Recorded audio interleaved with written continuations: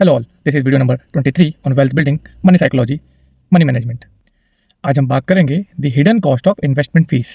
क्या आपको पता है आपके इन्वेस्टमेंट से लाखों रुपए over a long period of time ऐसे ही चला जाता है और आपको पता भी नहीं चलता, और ये पैसा आपके बैंक अकाउंट से भी नहीं कटता और आपको कहीं दिखता भी नहीं है। और ये है क्या? यह है फीस। इमेजिन दो इन्वेस्टमेंट है आपके। पहला इन्वेस्टमेंट के चार्जेस है, फीस है 0.2%, और दूसरे इन्वेस्टमेंट के चार्जेस है 1.2%, और यहाँ पे डिफरेंस है 1% का। 100 का 1% 1 रुपये, 1000 का 1% 10 रुपये। कहने को तो ये परसेंट ज़्यादा नहीं लगता, पर जब over a longer period of time ये 1% बहुत बड़ा अमाउंट बन जाता है, क्योंकि इस पर कंपाउंडिंग भी काम करते जाती है चार्जेस के ऊपर। आइए समझते हैं कैसे। मान लीजिए आप 10,000 रुपये महीना इन्वेस्ट कर रहे हैं और 20 सालों में 10% की ग्रोथ एज्यूम करते हैं, वो पैसा बन जाता है 76 लाख रुपीज़। अब वही 10,000 रुपये महीना 20 सालों में अगर हम 9% की ग्रोथ एज्यूम करें, मान लेते हैं 1% के चार्जेस कट जा रहे हैं, तो हमें नेट 9% ग्रोथ मिल रहा है, वो हो जाता है 67 लाख रुपीज़। तो 76 लाख रुपीज़ से 67 लाख रुपीज़, और ये डिफरेंस है 9 लाख रुपए का। काफ़ी छोटा डिफरेंस है, नहीं लाखों का, पर ये तो 10,000 रुपये महीना है। हम 5-10-2,000 रुपये से चालू करते हैं, पर हम पर मंथ उस अमाउंट को बढ़ाते जाते हैं जैसे जैसे हमारी इनकम बढ़ती है, और जैसे जैसे हमारा बेस भी बढ़ता जाता है इन्वेस्टेड अमाउंट का, उसके ऊपर कंपाउंडिंग इफेक्ट करती है और हम उस पैसे से और पैसा कमाते हैं। तो ये अमाउंट 10-20-50 लाख नहीं, करोड़ों में जाता है, और करोड़ों में 1% भी कई लाखों रुपए का होता है। जैसे 76 लैक्स का 1% हमको कुछ 9 लाख का डिफरेंस देगा। सपोज करिए आपका नेटवर्थ 5 करोड़ या 10 करोड़ का है, उसका 1% कितना होगा? काफ़ी होगा। अच्छा, ये जो फीस है ये आपको कोई वन शॉट नहीं देना है। ये जो पैसा है, ये जो फीस है, ये सोचिए कि ये 1% या what ever it is amount, ये लॉन्ग पीरियड ऑफ टाइम जब कंपाउंडिंग के साथ टाइम के साथ ग्रो होता तो ये कितना बड़ा अमाउंट होता था। तो हमें ऐसे समझना है कि हमें ये वन शॉट नहीं लग रहा है, ये हमारा ही पैसा वहीं रहता, इन्वेस्टेड रहता तो कितना बड़ा हो जाता, हमें वो समझना है। हम में से ज़्यादा लोगों का फोकस इसी चीज़ में रहता है कि वो ज़्यादा से ज़्यादा रिटर्न कैसे बनाए, पर कोई इसमें ध्यान नहीं देता कि वो ज़्यादा रिटर्न के चक्कर में हमें कितना ज़्यादा चार्जेस देने पड़ रहे हैं, and which is very important.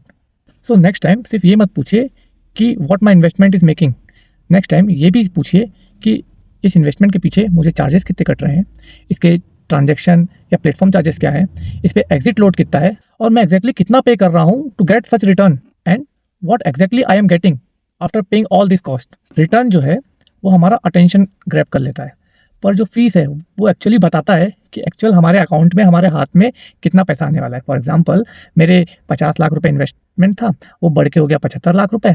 अब निकालते समय मुझे पता चला कि एग्जिट लोड है 1% का, तो 75 लाख का एग्जिट लोड हो गया 75,000 रुपये, जस्ट फॉर एग्जाम्पल 75,000 रुपये। और तो अब मुझे हाथ में कितना आया?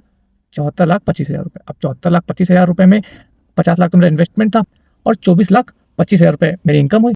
अब उस पर मुझे टैक्स भरना है। सो एक्चुअल जो नेट आया वो कुछ अलग ही था, और स्क्रीन में हमें कुछ और ही दिख रहा था। सो 1% आपको आज इतना एक्सपेंसिव नहीं दिख रहा है, पर समय के साथ जब उस पर कंपाउंडिंग काम करती है तो ट्रस्ट मी वो बहुत एक्सपेंसिव है। अच्छा, मैं ये नहीं कह रहा हूँ कि फीस हमेशा बुरी होती है, मैं ये कह रहा हूँ आपका ये समझना कि फीस लगने कितनी वाली है वो बहुत ज़रूरी होती है। हम हमेशा इन्वेस्टमेंट के रिटर्न में ध्यान देते हैं, हमें समझना है कि रिटर्न के बाद एक्चुअल मेरे पास नेट कितना आने वाला है, सब चार्जेस एक्सपेंसेस कटने के बाद। मैं आपको एक छोटा सा एग्जांपल देता हूँ, टिप भी है। जब हम म्यूचुअल फंड लेते हैं तो उसमें 2 प्रकार के फंड होते हैं या 2 प्रकार के प्लान होते हैं किसी भी उस पर। अगर फॉर एग्जांपल अगर आप लार्ज कैप फंड लिया, उस पर 2 प्रकार के प्लान होते हैं, एक होता है डायरेक्ट प्लान और एक होता है रेगुलर प्लान। डायरेक्ट प्लान में एक्सपेंस रेशियो कम होते हैं और रेगुलर प्लान में एक्सपेंस रेशियो ज़्यादा होते हैं। दोनों प्लान में सेम नंबर ऑफ शेयर्स होते हैं, सेम कंपनी होती है, सब सेम होता है।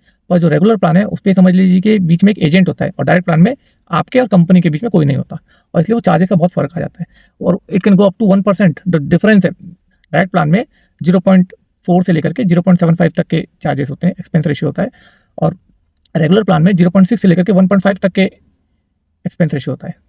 And long period of time में ये बहुत ज़्यादा बड़ा डिफरेंस क्रिएट कर देता है। Don't chase wealth, build it. See you in next video.